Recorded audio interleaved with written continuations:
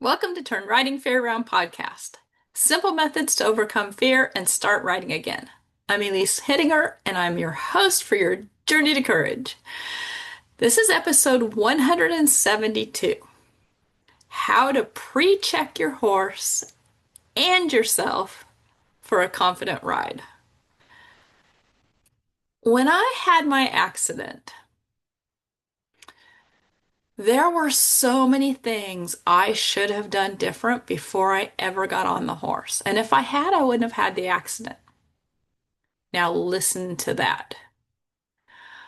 I 100% could have not had my accident. 100%. And there's power in that. So what I thought about was, okay, my accident was caused by a horse that had been bit by a black widow. You think, well, there's no way to know that. But really there was. I had been grooming the horse, tacking up the horse, and it was my first camping trip ever with horses. Was not my horse, it was my brother-in-law's horse. And I didn't know the horse, but I should have seen the signs. I should have felt the tension. And I didn't even pay attention at all. None. Zip, nada. So here I am. Not only is it a strange horse, strange place, and I am paying zero attention to what's going on. And it can get even worse with your own horse because you think you know everything, so you tune out. I'm here to tell you that's the wrong way to go. So what I did was I created a pre-ride checklist for me and for the horse. And you wouldn't want to get on an airplane that a pilot had not walked around and checked. So why do we get on horses that we haven't gone around and checked? Why haven't we checked in with ourselves? And so here are the basics. The first thing is check in with your attitude. Are you present in the situation? Are you paying attention to your horse? Are you paying attention to yourself? Honestly, every single time. Because even that bomb-proof horse, yes, my brother-in-law's horse was a sheriff posse horse. Even that bomb-proof horse can have stuff happen. Look at the horse in the parade at Disneyland that freaked out, got a balloon tied around its leg.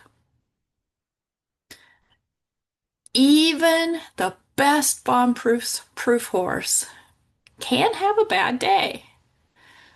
So, where is your mind? Are you paying attention or are you thinking about dinner? Are you thinking about chores? Are you thinking about your kids? Are you thinking about what you have to do? Be honest with yourself. The next thing is tacking up exercises. Do some things while you're tacking up that really check in with you and check in with your horse. For me, when I put the saddle on, I always stretch their front legs out and just let them really stretch and let that saddle and girth sit where it needs to sit.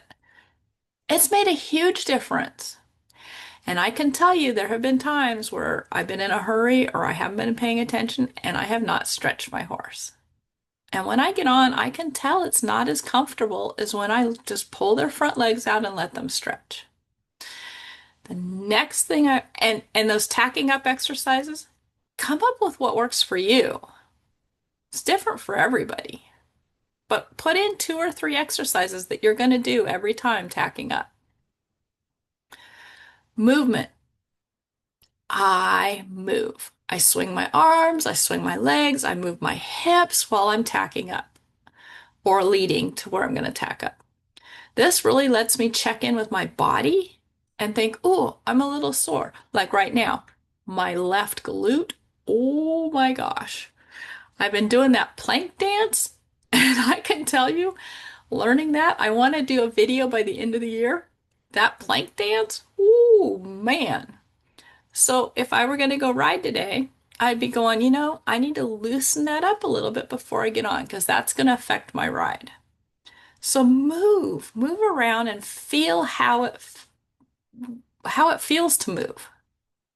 Where are you a little stiff? Where are you a little sore? What can you do to stretch that out before you get on? And the last thing is mounting. Give yourself permission to get on and give yourself permission not to get on. And what I mean by that is if you've gone through your checklist and everything's good and it's just anxiety holding you back, give yourself permission to get on. Take 4 steps. That was my first few rides was 4 steps.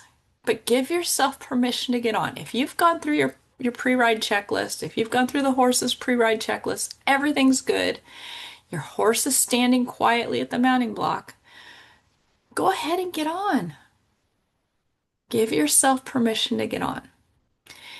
If there are things in that pre-ride checklist that are kind of a little sketchy, or if your horse is not standing quiet for mounting, that's a non-negotiable for me. Give yourself permission, even if there's 20 people standing there waiting on you.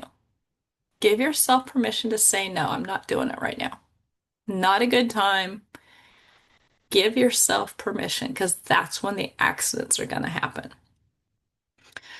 So if you are going to get on and your horse starts moving off, take time to get your horse standing quietly and calmly for mounting. 100% non-negotiable every time.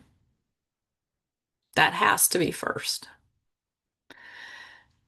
So if any of this has resonated with you, for the next series of podcasts, I'm going to be going through the pre-ride checklist, pre-ride what I do. And I've made up a pre-ride checklist for rider and horse. I'll put a link in the description below. It's free. It'll give you a head start, and then you can add and adjust for whatever yours is. And I'd love to know what you add or adjust. I'm always trying to make mine better. You guys have an amazing day.